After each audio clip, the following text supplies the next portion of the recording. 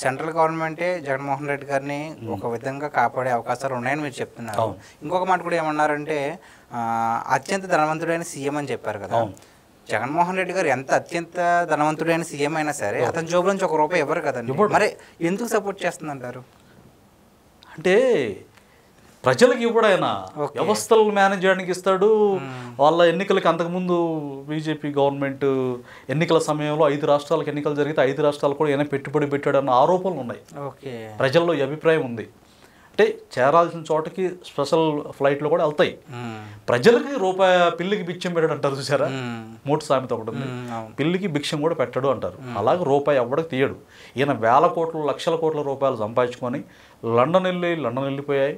ఇక్కడ ప్రభుత్వాన్ని అంటే కేంద్ర ప్రభుత్వాన్ని ఇన్ఫ్లుయెన్స్ చేయడానికి ఎవరికి డబ్బులు ముట్ట చెప్పాలో అంటే మనం చూసాం. ఒక న్యాయమూర్తి ఇంట్లో కోట్ల రూపాయలు ఉన్నాయి.